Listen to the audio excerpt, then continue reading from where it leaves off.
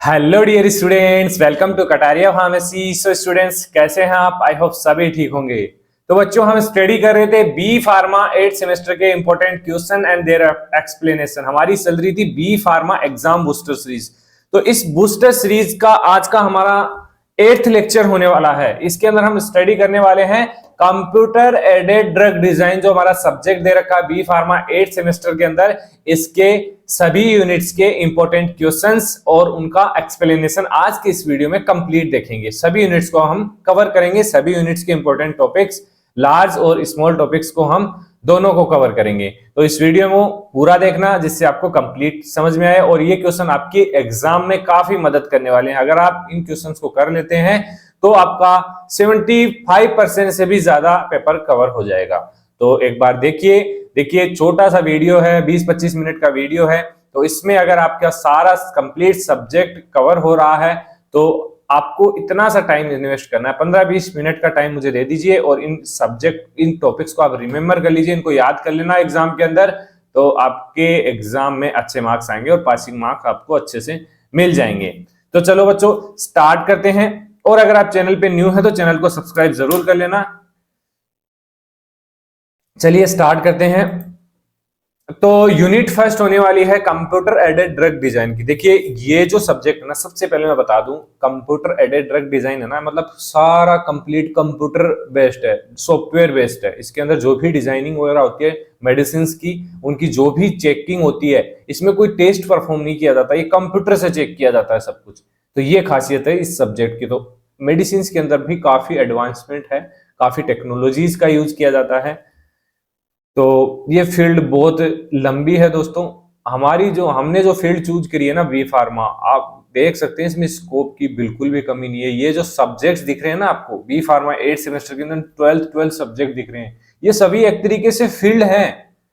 Social preventive और बायोस्टेटिक्स को छोड़ के जो अदर सब्जेक्ट्स हैं, ये हमारी फील्ड्स हैं। फार्माकोविजिलेंस है, रेगुलेटरी साइंस है, रेगुलेटरी अफेयर्स हैं, कंप्यूटर एडेड ड्रग डिजाइंस हैं, ये सब कुछ सब्जेक्ट्स हैं हमारे। फार्माकोलॉजिकल स्क्रीनिंग्स है। तो इसमें ये फील्ड्स हैं, स्ट्रीम्स होती हैं जो आगे कंपनीज में चल रही हैं, उन काम कर रही हैं, इनमें काम कर रहे हैं बच्चे। आप जॉब कर सकते हैं इन चीजों में। तो ये स्कोप्स ही है बी फार्मा के बच्चों। तो अब कभी आप ये मत सोचना कि हमारे फील्ड के अंदर स्कोप नहीं है, काफी स्कोप है। आप तो बेफिक्र रहिए, अच्छे से अपनी स्टडी कीजिए, एक बार कंप्लीट कीजिए बी फार्मा को, और फिर आगे चल के आपको अपने आप रास्ते खुल जाएंगे। तो चलिए स्टार्ट करते हैं, ज्यादा टाइम नहीं लेंगे आपका।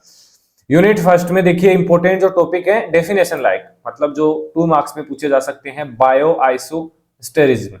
बायो आइसोस्टेरिज्म की डेफिनेशन पूछी गई है पहले भी पेपर्स में। इन विवो टेस्टिंग क्या होती है, इसके बारे में आपको जानकारी होनी चाहिए। हाई थ्राउटपुट स्क्रीनिंग, HTS की फुल फॉर्म आपको पता होनी चाहिए बच्चों। फुल फॉर्म जो भी दे रखी है हमारे सिलेबस में, उसको आपको याद करना है। और इस टॉपिक की डेफिनेशन भी आप याद कर लेना। जब फुल फॉर्म आप याद कर रहे हैं तो डेफिनेशन भी डेफिनेटली याद करनी है आपको। लॉन्ग टॉपिक्स क्या आ सकते हैं यूनिट फर्स्ट के अंदर? Various stage of drug discovery. देखिए, जो क्लिनिकल ट्रायल है ना, अगर बी फार्मा 8th सेमेस्टर में आप आ रहे हैं ना, तो क्लिनिकल ट्रायल आप अच्छे से तैयार कर लो।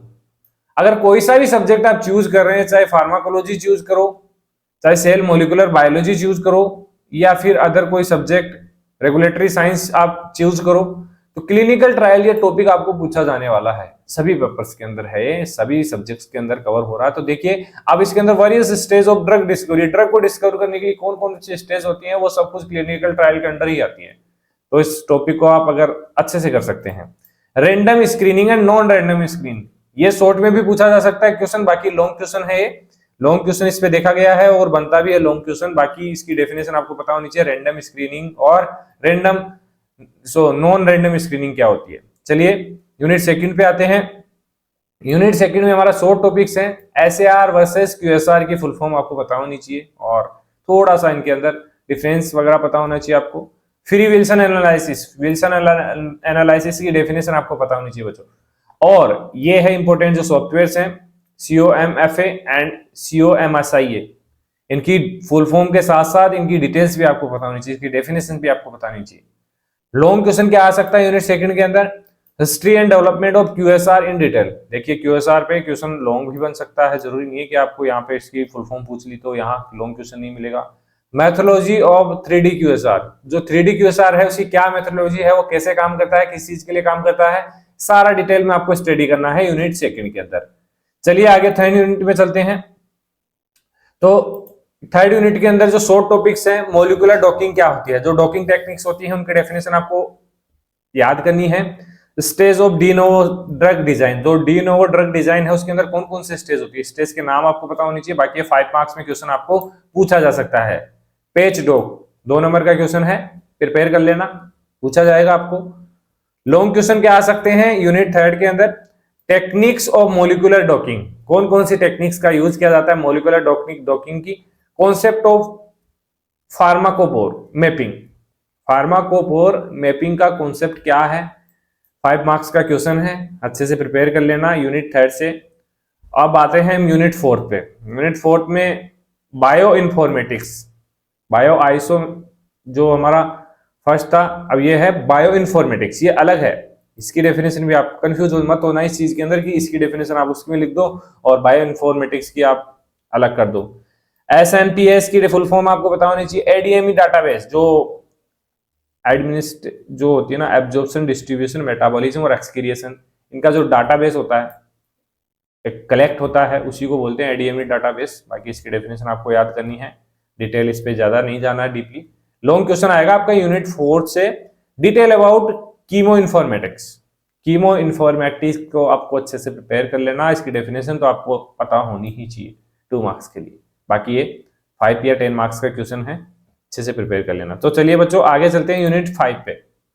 यूनिट 5 में जो स्मॉल टॉपिक्स है, molecular mechanics and quantum mechanics क्या होती है, और कॉन्फॉर्मेशनल एनालिसिस क्या होता है, ये शॉर्ट क्वेश्चन बन सकते हैं। बाकी जो लॉन्ग क्वेश्चन होने वाले हैं 5 या 10 मार्क्स के लिए, method of energy minimization 5 marks का क्वेश्चन है, क्योंकि देखिए लिमिटेड यूनिट्स है, लिमिटेड टॉपिक्स हमारे सिलेबस में दे रखे हैं, तो आपको अच्छे से प्रिपेयर करना है। इंपॉर्टेंट टॉपिक्स मैं आपको बता रहा हूं। Various parameter of molecular mechanics, molecular mechanics का क्या पैरामीटर्स हैं याद करने हैं बच्चों आपको। अब देख लेते हैं इनका एक्सप्लेनेशन, जिससे आपको थोड़ा सा रिवीजन हो जाएगा, आपने जो भी स्टडी किया है उसको रिवाइज कर सकता हूं इस एक्सप्लेनेशन से। मैं ये गारंटी नहीं देता आपको कि इस एक्सप्लेनेशन से आपको कंप्लीट टॉपिक कवर होगा, आपको सिर्फ रिमेंबर होगा कि इस टॉपिक के अंदर क्या है और क्या मैं लिख सकता हूँ। शॉर्ट टॉपिक के अंदर आप इजीली लिख सकते हैं, बाकी लॉन्ग टॉपिक तो आपको खुद सिलेबस से, हमारे लेक्चर से, और जो भी और कोई चैनल पे इस सब्जेक्ट का लेक्चर हो तो उससे आप देख सकते हैं। हम आपको इम्पोर्टेंट बता रहे हैं, अभी हमारा काम है अभी एक बार इम्पोर्टेंट बता दें आपको, फिर इसके लेक्चर्स भी आपको प्रोवाइड करवा देंगे। तो चलिए फर्स्ट जो होता है, फर्स्ट यूनिट के अंदर देखिए टॉपिक है हमारा बायो आइसोस्टेरेज। इसकी क्या होता है इसके अंदर, बायो आइसोस्टेरेज में ड्रग मॉलिक्यूल को सिमिलर फंक्शनल ग्रुप को, मतलब कि जैसे कोई ड्रग है वैसा ही सिमिलर फंक्शनल ग्रुप रिप्लेस करके बायोलॉजिकल एक्टिविटी को मेंटेन किया जाता है। जो बायोलॉजिकल एक्टिविटी है उसको मेंटेन करने के लिए सेम फंक्शनल ग्रुप का यूज किया जाता है। ये हमारी मेडिसिन है, ये फंक्शनल ग्रुप है, इसको बोलते हैं बायो आइसोस्टेरिज्म। आइसोमेरिज्म आपने देखा होगा, सेम स्ट्रक्चर दिखाई देती है लेकिन थोड़ा सा डिफरेंस उनके अंदर होता है। सेकंड है in vivo testing. In vivo testing क्या होती है, ये बेसिकली जो लिविंग ऑर्गेनिज्म होते हैं, एनिमल्स होते हैं, ह्यूमंस होते हैं, उनके ऊपर टेस्ट किया जाता है, जैसे जो ड्रग की इफेक्ट और जो सेफ्टी है वो चेक की जाती है। इन विवो टेस्टिंग उन्हीं को बोलते हैं जो क्लिनिकल ट्रायल वगैरह किए जाते हैं। हाई थ्रोटपुट स्क्रीनिंग, HTS की फुल फॉर्म है हाई थ्रोटपुट स्क्रीनिंग। इसलिए क्या होता है, ऑटोमेटेड मेथड है जिसमें लार्ज नंबर ऑफ कंपाउंड को फास्ट इफिशिएंटली टेस्ट किया जाता है पोटेंशियल ड्रग कैंडिडेट्स आइडेंटिफाई करने के लिए। ये कंप्यूटर बेस्ड सिस्टम होता है। लॉन्ग क्वेश्चन है इसके अंदर, various stage of drug discovery. Drug discovery जो क्लिनिकल ट्रायल्स होते हैं, प्री क्लिनिकल ट्रायल्स होते हैं, उसका जो स्टेजेस होती हैं वो आपको लिखनी है। ड्रग डिस्कवरी में स्टेज होती हैं, target identification, lead discovery, pre clinical testing, clinical trials, ये स्टेजेस होती हैं। हर स्टेज में ड्रग की इफेक्टिवनेस और सेफ्टी को चेक किया जाता है, चेक होती है। तो इसके अंदर बेसिकली क्लिनिकल ट्रायल आपने स्टडी किया है तो आप अच्छे से इस क्वेश्चन को कवर कर सकते हैं बच्चों। तो चलिए आगे बच्चा, random screening and non random screening, दोनों ही टॉपिक अच्छे हैं 2 मार्क्स के लिए भी और लॉन्ग क्वेश्चन के लिए भी। तो रैंडम स्क्रीनिंग में क्या होता है, लार्ज जो लाइब्रेरी के कंपाउंड होते हैं वो रैंडमली टेस्ट कर लिया जाता है। बाकी जो नॉन रैंडम होता है उसके अंदर कोई टॉपिक स्पेसिफिक जो टॉपिक है उसको सिलेक्ट किया जाता है और उसकी टेस्टिंग की जाती है। तो इसमें भी यही है, मेन स्पेसिफिक प्रॉपर्टी वाले जो कंपाउंड्स होते हैं उनको टारगेट करके टेस्ट करते हैं इसके अंदर। तो आगे चलिए हमारी यूनिट सेकंड पे। इसमें जो टॉपिक्स है एसएआर वर्सेस क्यूएसआर। एसएआर की सबसे पहले आपको डेफिनेशन फुल फॉर्म पता होनी चाहिए, structural activity relationship. Structural activity relationship, इसमें क्या होता है, स्ट्रक्चर और एक्टिविटी के बीच में रिलेशन होता है, उसको चेक किया जाता है। क्यूएसआर में क्या होता है, क्वांटिटेटिव, क्या है ये, क्वांटिटेटिव स्ट्रक्चरल एक्टिविटी रिलेशनशिप है ये। इसमें मतलब क्वांटिटेटिव ऐड कर देना एसएआर के अंदर तो हमारी क्यूएसआर हो जाएगी। इसमें क्या होता है, क्वांटिटेटिव टर्म्स में स्ट्रक्चर को एनालाइज किया जाता है, क्वांटिटेटिव टर्म्स का यूज किया जाता है क्यूएसआर में। फ्री विल्सन एनालिसिस क्या है, में मॉलिक्यूलर पार्ट्स को मॉडिफाई करके, इसके अंदर क्या होता है, जो मॉलिक्यूलर पार्ट जिसको आइडेंटिफाई करना है, उसकी बायोलॉजिकल एक्टिविटी पता करनी है, उसको मॉडिफाई किया जाता है, फिर उसकी बायोलॉजिकल एक्टिविटी को चेक किया जाता है, जिसमें ग्रुप कॉन्ट्रीब्यूशनल का मॉडल यूज होता है। देखिए बच्चों, ये ऐसा सब्जेक्ट है, अगर आपने इसकी थ्योरी नहीं पढ़ी है ना तो आपको कुछ समझ में नहीं आएगा। कि इंपोर्टेंट आपको समझ में आएगा, हाँ ये क्वेश्चन मुझे करना है, लेकिन यहां जो मैं समझा रहा हूं उससे समझ में नहीं आएगा कि क्या बता रहे हैं सर। अगर आपने स्टडी किया है तो आपको सब समझ में आ रहा होगा। तो COMFA और COMSIA की फुल फॉर्म आपको पता होनी चाहिए, और इनके बारे में आपको थोड़ा सा, एक है 3D QSR टेक्निक्स है बेसिकली, तो इनके बारे में आपको डिटेल में थोड़ा पता होना चाहिए, क्योंकि 3D टेक्निक्स के बारे में पूछा जाएगा 10 मार्क्स के अंदर, जो मॉलिक्यूलर फील्ड और स्पाइटल प्रॉपर्टीज को एनालिसिस करने और एक्टिविटी को प्रेडिक्ट करने में इसका यूज बेसिकली किया जाता है। History and development of QSR, जो हिस्ट्री है डेवलपमेंट की QSR की, उसके बारे में आपको पता होनी चाहिए। QSR बेसिकली डेवलप हुआ था 1960 में, और शुरू में सिंपल SAR स्टडी की गई थी, फिर एडवांस में जब हुई तो इसको QSR बोल दिया गया। इसको कंप्यूटेशनल जो मेथड्स हैं उनका यूज इसके अंदर करने लग गए, धीरे धीरे एडवांसमेंट बढ़ती जाती है हर चीज के अंदर।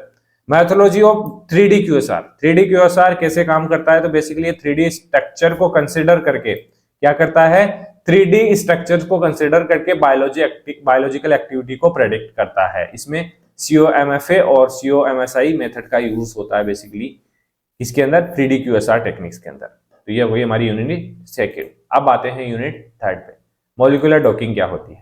मॉलिक्यूलर डॉकिंग एक ऐसी टेक्निक है जिसमें ड्रग मॉलिक्यूल को टारगेट प्रोटीन की, जैसे ये कोई टारगेट प्रोटीन है, ये टारगेट प्रोटीन है, इसके बाइंडिंग साइट पे बाइंड करके, फिट करके, उसके जो बाइंडिंग एक्टिविटी है उसको प्रेडिक्ट किया जाता है, उसको चेक किया जाता है।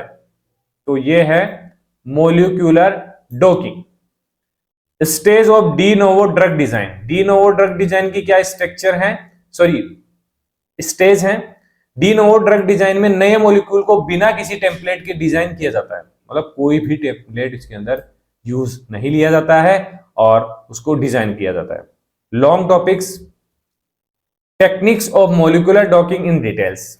जो मॉलिक्यूलर डॉकिंग की डिटेल है वो आपको डिटेल में स्टडी करनी है, लॉन्ग क्वेश्चन बनेगा यहाँ पर।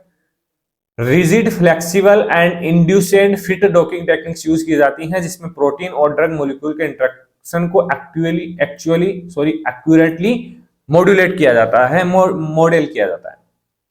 कॉन्सेप्ट ऑफ फार्माकोपोर मैपिंग क्या होता है बच्चों।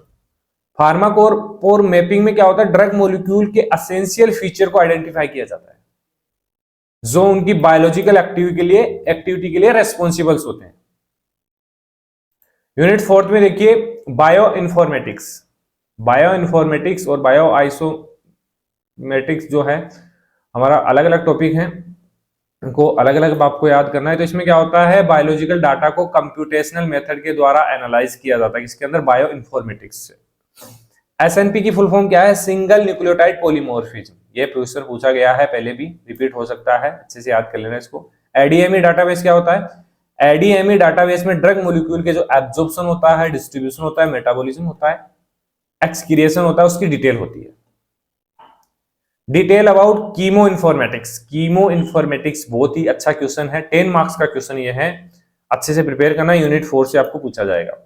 मेन केमिकल डाटा को कंप्यूटेशनल टेक्निक से एनालाइज किया जाता है, जो ड्रग डिजाइन और मॉलिक्यूलर मॉडलिंग में काम करता है, यूज होता है। क्या, कीमो इन्फॉर्मेटिक्स। आ जाइए हमारी लास्ट यूनिट पे। लास्ट यूनिट में बेसिकली फर्स्ट टॉपिक है molecular mechanics and quantum mechanics क्या होती है, इनकी डेफिनेशन आपको याद करनी है। तो मॉलिक्यूलर मैकेनिक्स में क्लासिकल फिजिक्स का यूज करके मॉलिक्यूल को एनालाइज किया जाता है। किसका? क्लासिकल फिजिक्स का यूज करके। और जो क्वांटम होती है उसके अंदर सब टॉमिक पार्टिकल्स का बिहेवियर स्टडी करते हैं। सब टॉमिक जो पार्टिकल्स होते हैं। और सेकंड है कन्फॉर्मेशनल एनालिसिस। कन्फॉर्मेशनल एनालिसिस क्या है? इसमें मॉलिक्यूल के डिफरेंट 3D शेप्स को स्टडी किया जाता है। तो डिफरेंट 3D क्यूएसआर टेक्निक से 3D टेक्निक्स जो बनाई जाती है, 3D शेप्स बनाई जाती है, उनको एनालाइज किया जाता है, जिससे उसकी स्टेबिलिटी और एक्टिविटी को अफेक्ट करता है। लॉन्ग टॉपिक्स है इसके अंदर, मेथड ऑफ एनर्जी मिनिमाइजेशन और various parameter of molecule mechanism. तो एनर्जी मिनिमाइजेशन के कौन कौन से मेथड हैं?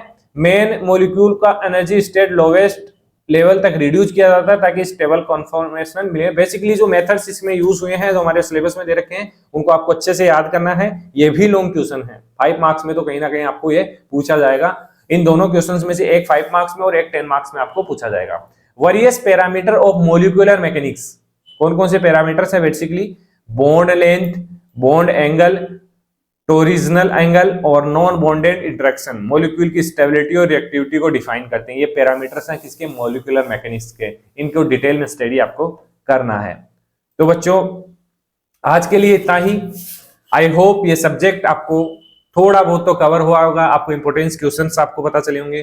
तो बच्चों क्या करना है, जो भी इंपोर्टेंट क्वेश्चन है आपके, उनको अच्छे से पढ़ना है आपको। अगर पहले से आपने स्टडी किया है तो आपको रिवाइज करने की जरूरत है, बाकी आपको स्टडी करना पड़ेगा ये, क्योंकि ये सब्जेक्ट ऐसा है बिना लिखे इसके अंदर पास नहीं हो सकते आप।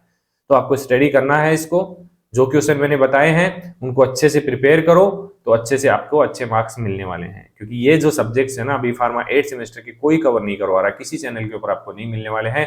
तो अगर आपका रिस्पॉन्स अच्छा रहा, आप अच्छे से हमारे साथ जुड़े रहे, तो हम इन सब्जेक्ट के ऊपर भी अच्छे लेक्चर्स लेके आएंगे आपके लिए। तो बने रहिए, मिलते हैं नेक्स्ट वीडियो में। धन्यवाद।